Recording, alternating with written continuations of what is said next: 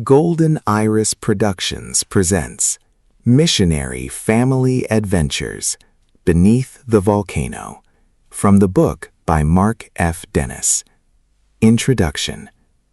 This is the story of an American missionary family and their remarkable journey to Japan. It is a story of faith, family, adventure, and growing up between two cultures. It is the story of how an ordinary family from America found themselves living beneath one of the most active volcanoes in the world. The events you are about to hear are not fiction. They are real memories from a childhood spent in the mountains of Japan. They are stories of ocean voyages, mountain trails, train rides, cultural discoveries, and the experiences that shaped an entire family. To understand how we came to live in such an extraordinary place, we begin not in America, but beneath the shadow of a volcano in the Japanese Alps. Historical disclaimer. This series faithfully presents the writings and memories of missionary Dick Dennis. His observations about religion, culture, and society reflect his sincerely held evangelical Christian beliefs during the 1960s. They are presented in their historical context to preserve the authenticity of his family's story and are not intended as commentary on the beliefs of others today. Part 35. Summer in Karuizawa, 1976-1978. Every June, Mark and Kathy left Tokyo behind and returned to Karuizawa for summer vacation. The quiet mountain town filled with missionaries, tourists, and vacationers escaping the summer heat. After months of boarding school, returning home meant freedom, familiar friends, and weeks of adventure beneath Mount Asama. Union Church parking lot. One of the first jobs every summer was helping operate the Union Church parking lot. Visitors paid to park, helping raise money for the church, while each driver received a Christian tract. Another familiar tradition was seeing Japan's crown prince and princess vacation in Karuizawa. Their visits to the nearby tennis courts became an expected part of every summer. Rascal's Coffee Shop. Rascals became the favorite gathering place for many older missionary kids. Good music, English conversations with Japanese customers, and hours spent with friends made it a popular hangout. It also offered enough privacy that teenagers could relax without constantly being watched by adults. Lake Nojiri Adventures. With his motorcycle license, Mark often rode to beautiful Lake Nojiri on weekends. Swimming, boating, and spending evenings with friends became regular summer activities. On one trip, he loaned his motorcycle to two acquaintances who disappeared for hours before finally returning intoxicated. It was a lesson he never forgot. Summers to remember. From 1976 through 1978, each summer followed a familiar pattern of work, motorcycles, mountain roads, lakes, and friendships. Looking back, those years were filled with both memorable adventures and valuable life lessons. They became some of the defining memories of Mark's teenage years growing up in Japan.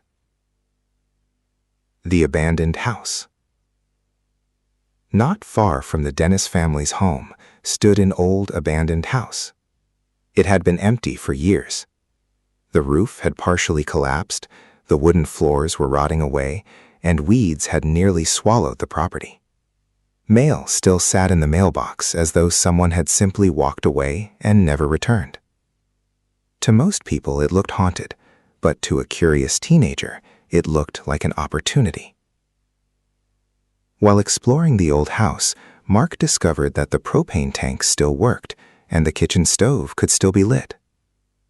After reading about homemade distilling while living at the team hostel, he decided to try building his own still. Using a teapot, a long hose, and a homemade cooling coil, he distilled fermented sugar water into moonshine. Looking back, it wasn't one of his wiser teenage ideas, but it certainly became one of his more memorable experiments. The broken amplifier. During one of the summer Bible conferences, the old amplifier used for the church pulpit suddenly failed. It was a massive tube amplifier dating back to World War II, probably military surplus, and it weighed a tremendous amount. The church replaced it with a much smaller transistor amplifier. The old one was headed for the trash. Mark immediately asked if he could have it. The old amplifier soon found its way into Mark's bedroom. His room already looked more like an electronics workshop than a bedroom. Televisions, radios, wires, and spare parts covered nearly every surface. Army surplus radio manuals lay open on the floor as he experimented with anything electrical he could find. His parents had long since accepted that this was simply Mark's version of a hobby. Before long, Mark had connected the amplifier to a megaphone, homemade coils, and lengths of antenna wire. The project looked like something from an old science fiction movie. As he spoke into the microphone, something unexpected happened. Downstairs, his mother suddenly called up the stairs. "Mark, I hear your voice on the television." His homemade transmitter was broadcasting right into the family TV. Summers beneath the volcano. Although every summer seemed a little different, many traditions never changed. There were always hikes up Mount Asama. Trips to Tigard's Mountain, Sunset Point, and Organ Rock became yearly adventures. Every summer brought new visitors, new friendships, and another season of growing up beneath the ever-present volcano. One favorite destination was Sunset Point. The boys often hiked there carrying camping gear, built campfires, talked late into the night, and enjoyed the mountain air. Those evenings under the stars became some of the happiest memories of growing up in Karuizawa. Simple moments shared with good friends often became the ones remembered the longest. Not far from Organ Rock sat the town's drinking water reservoir. A fence surrounded it with large warning signs telling everyone to keep out. To a group of adventurous teenagers, those signs almost seemed like an invitation. The reservoir became one of their secret swimming holes. Fed by mountain springs, the water was crystal clear and incredibly cold. Every summer also brought typhoons sweeping in from the Pacific Ocean. Powerful winds sometimes exceeded 100 miles per hour as storms battered Karuizawa. One especially severe typhoon nearly destroyed the town's reservoir and contaminated the water supply. Fortunately, the damage was repaired, but it became one more unforgettable story from life in the Japanese mountains. Obon Matsuri. By late summer, Karuizawa once again filled with visitors for the annual Obon Festival. The steady beat of Japanese drums echoed through the streets as thousands of people made their way toward the nearby Shinto shrine. Along the road, missionaries, including Dick and Millie Dennis, shared the gospel, sang hymns, and handed out Christian literature to those passing by. Saturday night's spectacular fireworks marked the end of another unforgettable summer. When the crowds disappeared and the town grew quiet once again, everyone knew one thing: school would soon begin, and another chapter of life was about to start. 3 more summers. The summer of 1976 was especially meaningful for Kathy. Since the Dennis family had returned to Japan late the previous summer, this would be her only full summer in Karuizawa before graduation. She had just one more year at Christian Academy in Japan before beginning the next chapter of her life. No one realized how quickly the time would pass. For Mark, however, there were still several summers ahead. He looked forward to 3 more years beneath Mount Asama, making the most of every opportunity for adventure. Motorcycles, mountain hikes, camping trips, and time with friends would fill those summers with memories that would last a lifetime. The carefree days of youth were far from over. Kathy graduates. The 1976-1977 school year would pass by quickly at CAJ, and the year at Team Hostel was not much different from the year before. Time seemed to pass quickly. After completing her senior year at Christian Academy in Japan, Kathy graduated in June of 1977. Soon afterward, she returned to the United States to begin a new chapter of life at Lancaster Bible College in Pennsylvania. For the first time, one of the Dennis children was leaving Japan to begin life on her own. After spending a year at Bible College, Kathy returned to Karuizawa during the summer of 1978. It was a joyful family reunion. A new adventure begins. Meanwhile, another adventure was beginning for Mark. A friend had once told him about wild hemp fields growing somewhere on Japan's northern island of Hokkaido.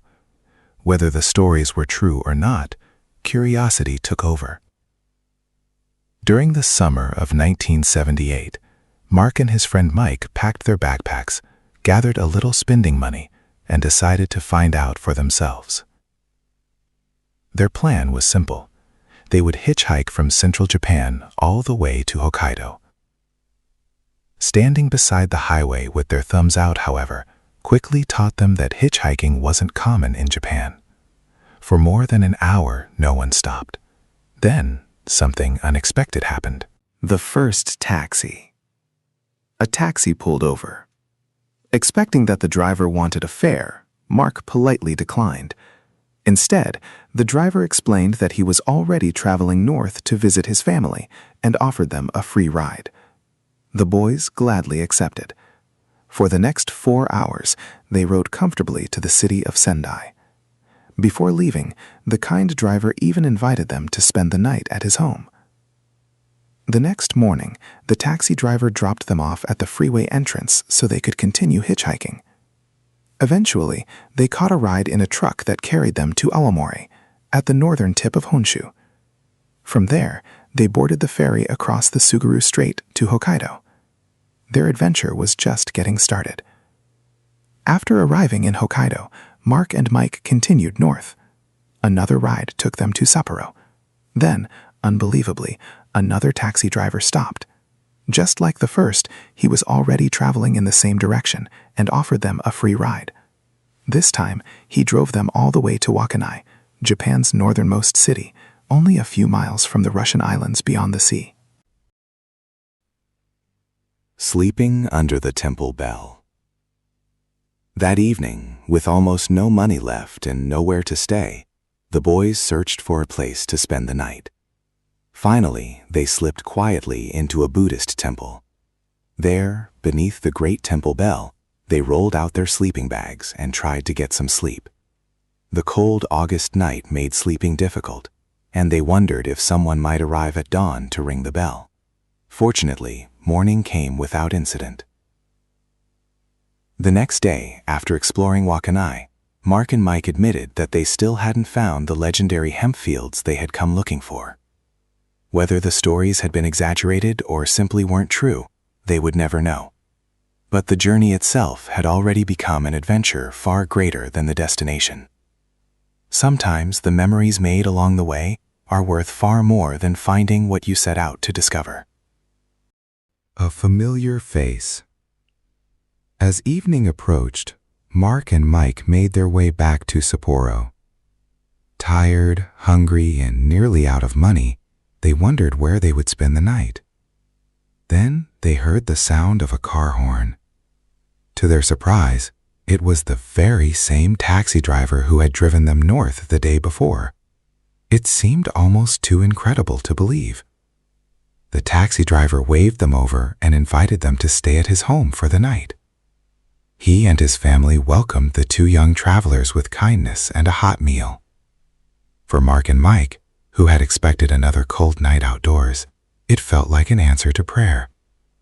The generosity of complete strangers made a lasting impression on both of them. Inside the home, they met the driver's elderly father. He had apparently enjoyed more than a little sake that evening.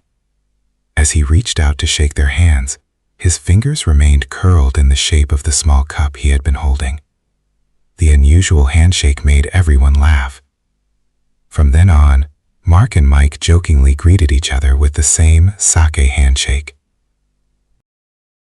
Heading home. The following morning, the taxi driver drove them back toward the ferry terminal. From there, Mark and Mike boarded the ferry, crossed back to Japan's main island, and continued hitchhiking south toward Tokyo.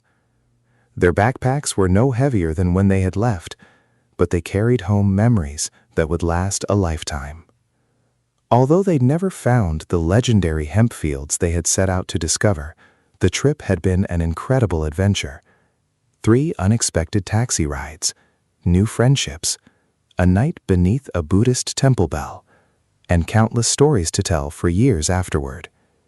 Sometimes the greatest adventures are the ones that don't go according to plan.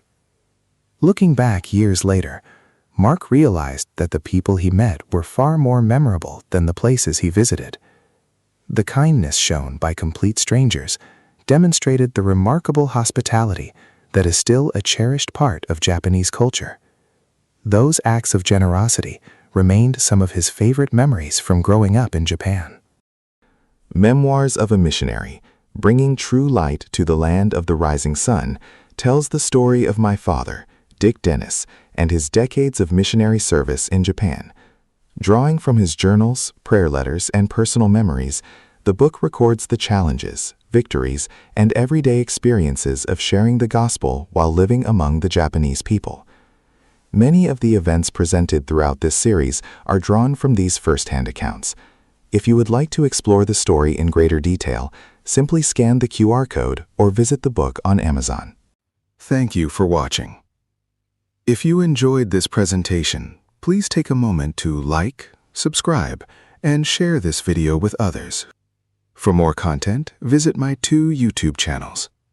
Mark F. Dennis at Golden Iris Knowledge Quest, where we explore physics, cosmology, science, and emerging ideas about the structure of the universe. And Mark F. Dennis at Golden Iris Religion Quest, where we examine religion, spirituality, biblical studies, Jewish mysticism, and the history of religious thought. Your support helps these channels continue to grow and allows me to create more presentations, books, and educational content. Thank you again for watching, and I look forward to seeing you in the next video.